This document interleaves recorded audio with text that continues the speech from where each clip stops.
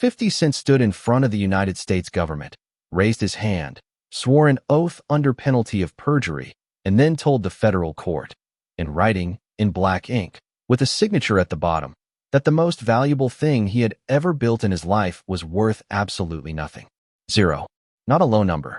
Not a humble number. Nothing. And every single headline in America looked at that page, read exactly one line off it, and ran with the biggest lie in modern celebrity finance. 50 Cent is broke. 50 Cent lost it all. 50 Cent is finished. And here is the part that should genuinely make you angry. The proof that they were wrong was sitting inside the exact same document they were quoting from, on the exact same page, free for anybody on earth to read, and not one of them bothered. Not one. And if you're thinking this is just a story about a rapper's paperwork from 10 years ago, you need to sit down, because 10 days ago a near-identical version of this exact same trick surfaced inside a filing from a company controlled by one of the most feared billionaires who has ever walked into a boardroom, a man who has been terrorizing Wall Street since before some of you were born. And buried in that filing is a $700 million number that the company's own balance sheet pretends does not exist. 2 documents, 11 years apart, one signed by a rapper from Queens, one stamped by auditors and filed with the Securities and Exchange Commission. And both of them are hiding the exact same secret in plain sight. A secret that, once you see it, you will never read a headline about money the same way again. Now, if you've been paying attention to 50 Cent for any length of time, you already know the man does not lose. He got shot 9 times and turned it into a brand. He got dropped, blackballed, counted out, and came back with one of the greatest debut albums in the history of the genre.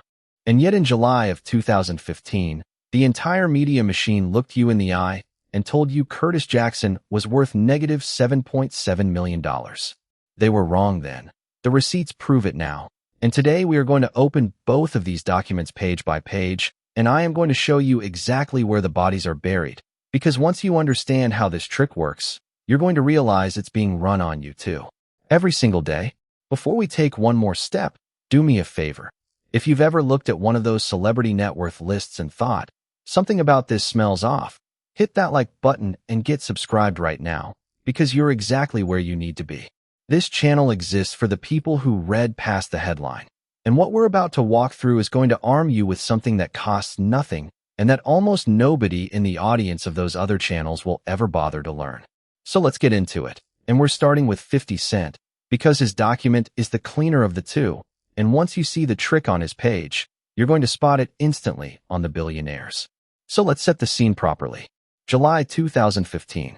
Curtis James Jackson III, 50 Cent, the man, the brand, the guy who sold something north of 30 million records, who turned a vitamin water deal into one of the greatest business moves any entertainer has ever pulled off, walks into federal court and files for Chapter 11 bankruptcy. Now, the second you file, the court hands you homework. They hand you what are called schedules, and these schedules are not vibes. They are not estimates you toss out at a barbecue. You fill them out line by line, and you sign them under penalty of perjury, which means lying on this paper is a crime. Schedule A covers real property, the land, the houses, the physical stuff. Schedule B covers personal property, and that thing runs 35 numbered categories, everything from cash on hand to boats to business interests. And you walk down the list, and you write a number next to every single line. And when 50 Cent's lawyers finished walking down that list, here's what the page said. Schedule A, $9.286 million. Schedule B, $15.5 million and 18 cents. And I want you to notice that 18 cents, because that level of precision is about to become hilarious in about 2 minutes. Total assets, $24.8 million. Total liabilities, $32.5 million. You do the subtraction that every single journalist in America did that week, and you get the number that launched 1,000 headlines, negative $7.7 million. On paper, sworn, in a federal court, one of the most commercially successful recording artists of his entire generation was reporting that he was worth less than nothing. And the headlines wrote themselves, didn't they? 50 Cent files for bankruptcy. 50 Cent is broke. How the rapper lost it all. It ran everywhere. It ran for weeks. It became the story. And look, I need you to hold on to one thought while we go deeper, Because it's the thought that cracks this entire thing open. That same asset base. The exact same stuff written down on that exact same form. It did not stay worth negative 7.7 million. It went on to produce an absolute fortune for him. Television empires, deals, the whole second act that you have watched with your own eyes for the last 10 years. So there are only two possibilities here. Either something close to a financial miracle happened to 50 Cent between 2015 and today, or that form was never measuring what everybody assumed it was measuring. And it's the second one. It's the second one, and the wildest part? The form admits it. In writing. On its own face. And that confession is exactly where we're going next. Here's where it turns. Go back to Schedule B, Item 13. That's the line for stocks and interests in businesses, incorporated or not. The line where a man like 50 Cent, who owns pieces of companies, has to tell the court what those pieces are worth. And the number he wrote down, the sworn number, the perjury if you lie number, was $4,712.24. For $1,000.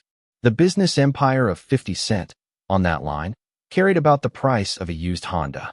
Now if you stopped reading there, and everybody stopped reading there, you'd think the man owned a vending machine. But directly underneath that number, sitting right there on the page in plain English, are 7 little words. Every entity on this line is carried at book value. Book value. And those 2 words are the entire ballgame. So let's slow down and make sure everybody understands what they actually mean. Book value is what a thing cost, minus depreciation, carried forward on a ledger. That's it. It answers one question and one question only. What did we pay for this back then? It does not answer. It does not even attempt to answer. What is this worth right now?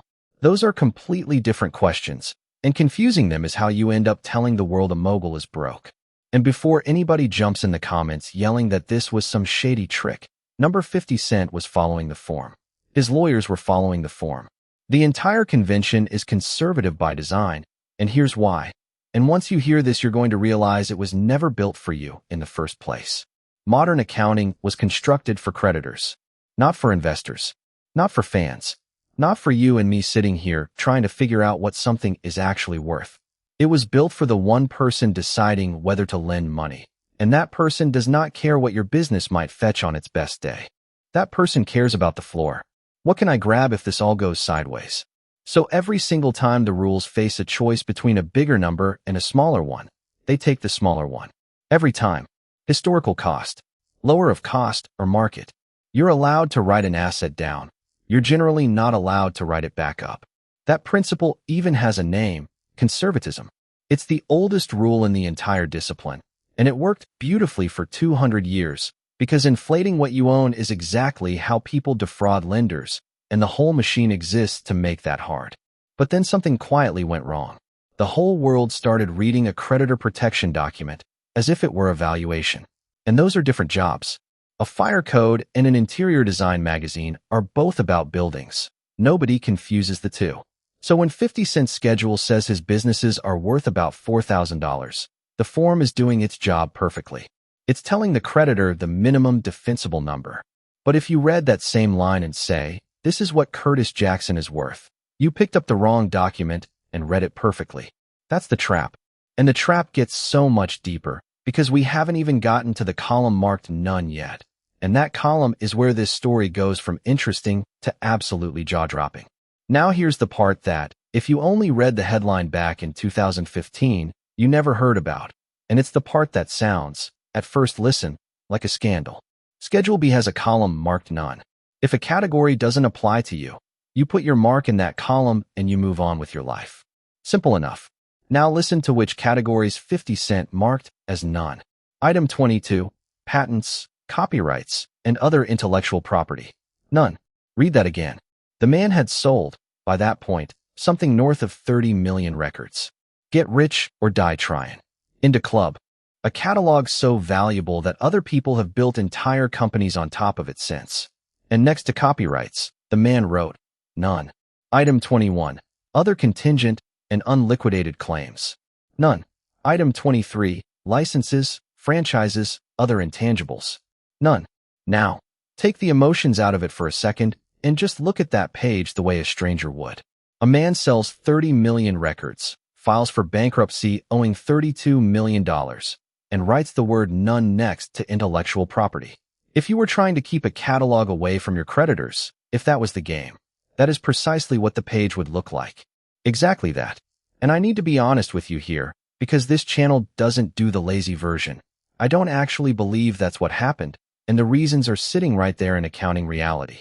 A copyright you created yourself has no purchase price. 50 Cent never bought into club from anybody. He made it in a studio. There's no check, no invoice, no cost to carry. So under this convention, the thing literally has no number to write down. And on top of that, a huge chunk of the underlying rights sat inside his companies, which is why they showed up over on item 13 at book value instead. So the document is correct. It's internally consistent. It followed every rule it was supposed to follow. And it still tells you, with a straight face, that the intellectual property of one of the best-selling artists alive was worth $0 in 2015. Sit with that. A document can be completely accurate and completely useless as a measure of value at the exact same time, because it was answering a different question than the one everybody was asking. It was never talking about what 50 Cent was worth. It was talking about what a creditor could grab. And the difference between those two numbers is where fortunes hide. But hold on, because I know what the sharp ones in the comments are already typing. Okay, so book value runs low. Everything's secretly worth more. Got it. No. Stop. The very same filing contains a number that runs the opposite direction, and it's the detail that quietly destroys the whole "he was hiding assets" theory once and for all. Inside that same sworn document, same day, same pen, same signature, sits the real estate. 50 Cent had the famous mansion up in Farmington, Connecticut. You know the one. The 52-room monster he bought off the Tyson estate. The one with its own nightclub. The one that became practically a character in his legend. On the schedule, that house is listed at $8.3 million. Sounds right, doesn't it? Sounds like exactly the kind of number a mansion like that should carry. Except the house finally sold, in April of 2019, for $2.9 million. 2.9. The sworn schedule was off by 65% in the wrong direction. Too high. And I need you to understand what that does to the whole conspiracy theory, because it's beautiful. Inside one document, sworn on one afternoon, by one man, you have both errors sitting side by side like exhibits in a courtroom. The operating businesses, carried at book, came in absurdly too low. The house, carried at an appraisal, came in absurdly too high. And that right there settles the hiding assets question permanently. Nobody, and I mean nobody, hides money by writing their own house up to nearly 3 times what it eventually sells for. You cannot be strategically understating and accidentally overstating on purpose in the same filing on the same day. The theory eats itself. He was never broke. He never hit a thing. What 50 Cent actually had in 2015 was a liquidity problem. Bills coming due faster than cash was moving. And here is the punchline of that whole saga. The form has no column for that either. There is no line on Schedule B that says, how fast can you turn your stuff into money on a random Tuesday? So the entire national conversation about this man's finances was built on a document that couldn't see his biggest problem, priced his empire at the cost of a used car, valued his catalog at 0, and overvalued his house by $5 million. And every word of it was technically correct. That's the machine you're up against when you read financial news. And if you're sitting there thinking, okay, but that's one rapper's bankruptcy form from a decade ago, surely the real filings, the audited ones, the SEC ones, the ones with actual gatekeepers, surely those are solid. Keep watching, because now we have to talk about a 90-year-old billionaire, a filing from 10 days ago, and $700 million that a balance sheet legally gets to pretend isn't there. Now, if you've been paying attention to Wall Street for any stretch of time, you already know the name Carl Icahn.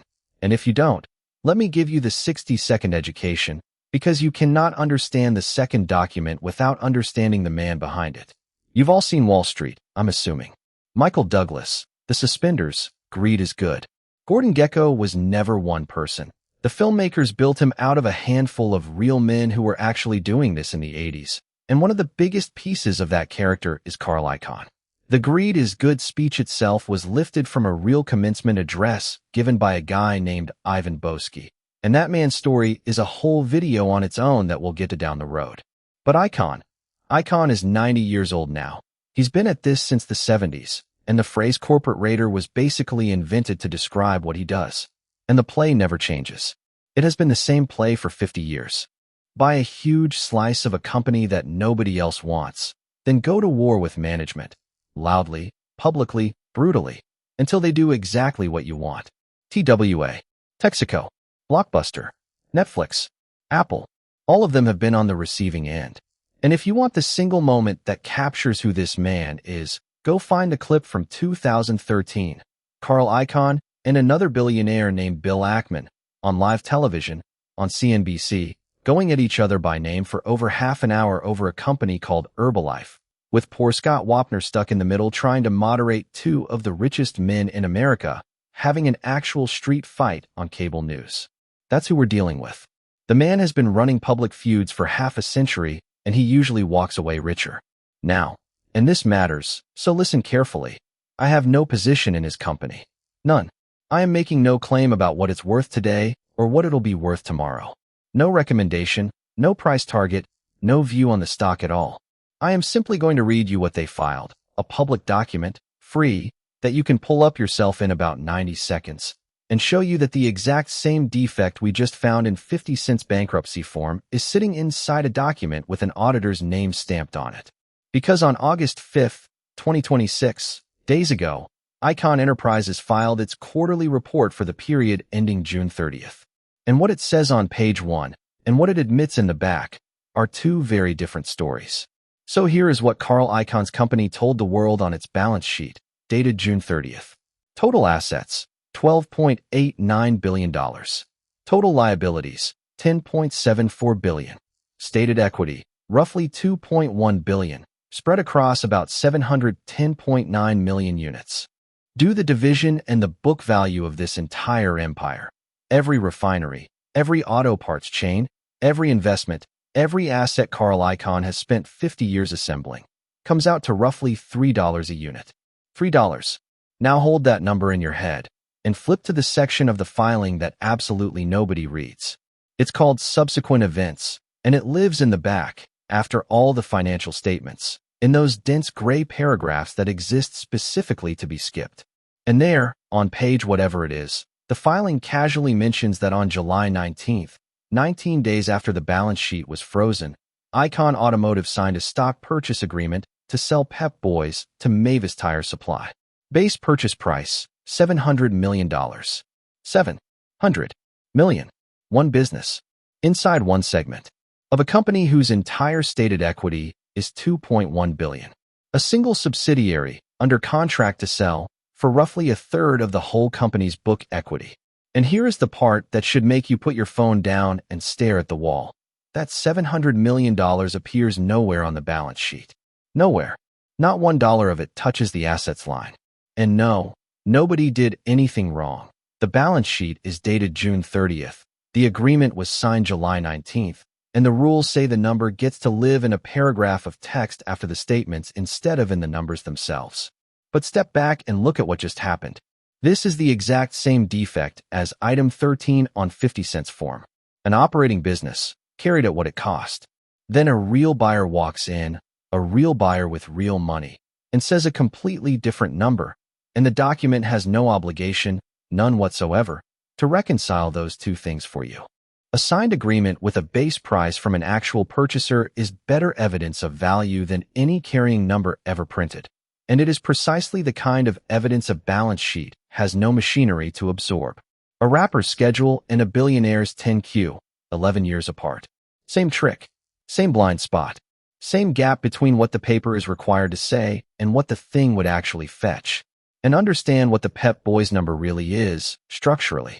It's a signed agreement with a base price, $700 million, subject to adjustment, that hasn't even closed yet. And it still outranks the balance sheet as evidence. Because a contracted price from a real buyer is somebody putting their own money where their mouth is. A carrying value is nobody standing behind anything. It's just arithmetic rolling forward, year after year, answering a question nobody is asking anymore. And believe it or not, there's an even better detail buried in that same filing, one that exposes the one-sided nature of this whole system, and that's where we're going next. Stay inside that same Icahn Enterprises filing with me, because this next detail is the one that reveals the whole design. Flip to the accounting policies section, again, the part nobody reads, and look at what the company is required to tell you about its debt. The carrying value of its long-term debt is about $6.4 billion. And then, right there in a footnote, the company tells you the estimated fair value of that debt, about $6.2 billion. Read that again and realize what it means. They are required, by an entire disclosure regime built specifically for this purpose, to tell you what their debt is really worth. Not what it was when the papers were signed, what it's worth now, marked to something resembling reality. Okay, now find me the equivalent line for the operating businesses. Find me the footnote in that filing that says, here's what our companies would actually fetch if we sold them. Go ahead. I'll wait. It doesn't exist. There is no requirement, no footnote, no regime, no line, nothing. So here's what the system actually does, and nobody hides this. It's all perfectly legal and perfectly disclosed. The convention marks one side of the balance sheet to mark it in a footnote and stays completely, totally, utterly silent on the other side. The liabilities get a reality check. The assets don't. And that's not a bug, it's the design. The same conservatism we talked about, the same creditor-first architecture, running exactly as intended. But the design has a direction. You can predict which way it leans. And once you know which direction the paper leans, you are reading a completely different document than everybody else who skimmed the headline number and moved on. That's the whole edge. That's the whole game. And it doesn't stop at the balance sheet, because this same defect runs straight through the income numbers too. And to show you that, we have to go back to 50 Cent's filing one more time, to the single most quoted, most laughed at, most misunderstood line in the entire document. The wage line. The one the whole internet clowned him for. Because that line, that ridiculous, hilarious, $2,000 line, is actually the smoking gun that proves the media never read past page 1. Here it is, the line that launched a million memes. In his sworn monthly income statement, 50 Cent reported his wages as an entertainer, as a rapper, the thing he is literally famous for on every continent on Earth, at $2,166.66 a month. $2,600. The internet lost its mind. The jokes wrote themselves. 50 makes less than a shift manager, they said. And everybody laughed, and everybody shared it, and everybody moved on. But that same page, the exact same page, same month, same man, same signature, had 2 more lines on it that the internet somehow never got around to reading. Income from businesses, about $163,700 a month.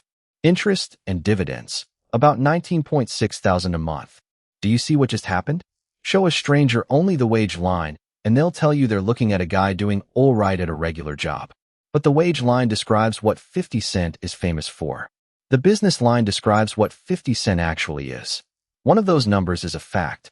The other one is a diagnosis. And the split between them, the canyon between them, was sitting in the filing for free on the day it was filed, for any journalist on the planet to quote. Now go back and read the coverage from July 2015. I did. You know what you find? 50 Cent files for bankruptcy. 50 Cent is broke. How the rapper lost it all. Every outlet had the same document I've been reading to you. Free. Public. Filed that week. And I cannot find a single one, not one, that quoted item 13. Not one that mentioned the none column. Not one that split the wage line from the business line and asked the obvious question, which is, why does a broke man collect $180,000 a month from companies he supposedly doesn't own anything valuable in? They read page 1 and they stopped. And then, this is my favorite part. A few years go by, 50 Cent builds a television empire, and the exact same outlets start running a brand new headline. How did 50 Cent get rich again? As if something happened in between. Nothing happened. Nothing. The businesses that were sitting there at book value in 2015 were sitting there the entire time, throwing off cash the entire time. The story didn't change because his life changed. The story changed because the original coverage was wrong and nobody ever went back to check. Think about how rare that is for a second. The man filed a document that the whole world used to bury him, and the document itself, read properly, was the alibi. Every line they used to mock him was a line that proved they hadn't read the next one. The wage they laughed at sat right beside a 6-figure monthly business income. The businesses they priced like a used car were priced that way because the form told him to price them that way. And the catalog they forgot to ask about was sitting in a column marked none, quietly waiting to become power, become BMF, become a television empire that now runs on the very same intellectual property that the sworn form said didn't exist. That's not a comeback story. A comeback implies he went somewhere. The assets never moved. Only the coverage did. And that brings us to an industry that deserves its own 60 seconds of shame, the celebrity net worth list. Because let's talk about those lists for a second, since they come up in my comments every single week. When a magazine or a website tells you what a celebrity is worth, this rapper is worth this, that mobile is worth that. What exactly are you reading? Here's what you're reading. You're reading an estimate, built out of public reporting, industry rules of thumb, and in some cases whatever the celebrity's publicist felt like saying on the phone that afternoon. There is no audit behind that number. There is no filing behind that number. There is no oath, no penalty, no signature, no consequence for being wrong. When that magazine tells you what somebody is worth, you are reading a guess, written by some guy in an office, wearing a logo. And that guess then gets copied by 500 other websites until it hardens into something the whole world treats as fact.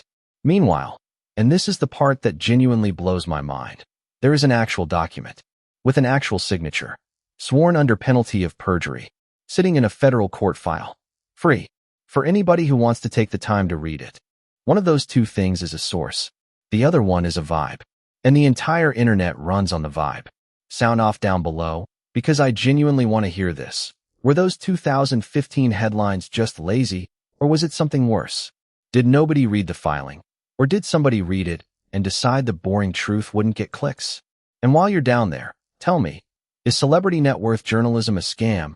Yes or no? And one more thing before the framework, because people always ask me where to start. Start with whatever you're already looking at. The next headline that tells you somebody is broke, somebody is rich, some company is worth this or that. That headline is your invitation. The document underneath it is almost always free, and the gap between the two is where the story actually lives. Now, I promised you at the top that this wasn't just a story about paperwork, and here's where I make good on that. Because everything we've just walked through condenses down into 3 questions. 3 questions you can run on any set of financials, any company, any filing, in about 10 minutes. And they're the same 3 questions hiding inside both of today's documents. This is the part of the video where you might want to actually take notes. Question 1. Which lines on this document are carried at cost? Anything the entity bought and then held, operating businesses, equipment, real estate acquired a long time ago. When you find those lines, expect them to run low, and expect the distortion to get worse the older the purchase is, because the number froze on the day of the transaction and the world kept moving without it. That was 50 Cent's empire at $4,000. That's Pep Boys, sitting in a segment of a company at book, while a buyer stands outside with a $700 million check. Question 2. Which lines required somebody to make an estimate? Appraised property. Illiquid positions with no recent trade. Anything where a human being had to sit in a room and decide what a thing is worth. These numbers drift, and they drift toward what the owner hopes, and the drift is biggest exactly where there's no market to check the number against. That was the Farmington mansion at $8.3 million against a $2.9 million sale. Nobody committed misconduct there. That's just what estimates do when nobody can prove them wrong. Question 3, and this is the one almost nobody ever asks. What's in the none column? What's missing from the page entirely? Brands, self-created intellectual property, customer relationships, a distribution advantage, a catalog somebody built instead of bought. All of it reads as 0, and it is very frequently the most valuable thing the entity owns. 50 Cent's entire musical legacy, none. 0. The most valuable thing he owned, invisible. And here's the move that beats all 3 questions at once. Look for a transaction, especially a recent one. A signed price from a real buyer settles in one line what a balance sheet can't settle in a decade, which is exactly why that little Pep Boys paragraph, hiding in the back of Carl Icahn's filing, is worth more than every financial statement printed in front of it. Somebody wrote down a number and agreed to stand behind it with money. When you find a transaction price sitting next to a carrying value, you are staring directly at the gap between the paper world and the real one. And that gap, knowing which direction it runs, is the entire opportunity. Most people never open the document. That's the whole secret. The bankruptcy schedule is free. The quarterly filing is free. The land registry is free. The edge was never locked behind a terminal or a degree. It's sitting in public, in the paragraphs everybody else skips. And I want to be straight with you about why this matters beyond one rapper and one billionaire, because this is the part nobody puts in the video. Every single money headline you have ever read, every "this company is in trouble," every "that celebrity lost everything," every "this stock is cheap and that stock is expensive," is somebody's reading of a document that was built for lenders, not for you. That's the whole information machine. And the people who profit from that machine are not smarter than you. They're just willing to do the one boring thing the machine counts on you not doing: opening the actual file. Think about every great contrarian story of the last few years. The companies everyone declared dead that turned out to be carrying their crown jewels at cost. The ones where the gap between the paper number and the real-world number was sitting in a footnote the whole time. The people who caught those moves didn't predict the future. Nobody can do that. What they did was notice that the present was being described by a convention, that the convention leans in a knowable direction, and that the lean is legible if you go and open the thing. Almost nobody goes and opens the thing. That's it. That's the opportunity, and it's been sitting in public the entire time. In bankruptcy schedules, in quarterly filings, in land registries, all of it free, all of it one search away. The gap between 50 Cent's $4,000 empire and the fortune it became wasn't hidden. It was disclosed. Carl Icahn's $700 million wasn't secret. It was printed. The only lock on the door is that the door looks boring. And the entire content economy, the headlines, the net worth lists, the hot takes, is built on the bet that you'll never walk through a boring door. You just walked through 2 of them today. Now let me bring this all the way home, because there's one more line, one idea, that ties the rapper and the billionaire together, and it's the thing I most want you to walk out of here with. Go back to that wage line one last time. $2,166.66. Here's what nobody told you about that number. A wage doesn't appear on a balance sheet at all. Not at book value. Not at fair value. Not in the none column. It isn't on the page anywhere, because you can't own a wage. A wage is a line that runs while you run and stops the second you stop. Everything else we read today is a record of what somebody owned. 50 Cent in 2015 had a catalog, a name, and a stake in a drink company. 2 of those were carried at nothing, and 1 had already been sold for a fortune. Carl Icahn's entire structure is a claim on assets. A $700 million check can land inside a company with $2.1 billion in stated equity because somebody owned Pep Boys outright. Neither one of those men got there on a salary. And the line on 50 Cent's form that turned out to matter most was the one marked none. So now I want you to do something uncomfortable. Take everything we just did to those 2 documents and point it at yourself. What's on your books at cost? Something in your life was purchased years ago and is quietly producing far more than the number you'd write next to it. What's on your books at appraisal? Something in your head has a number attached to it. And be honest, is that number what it would actually fetch on a Tuesday if you had to sell it? Or is it what you hope? And then the big one. What's in your none column? What have you built with your own hands? A skill, a reputation, an audience, a body of work that has no purchase price anywhere and therefore shows up nowhere, except in the results it keeps producing.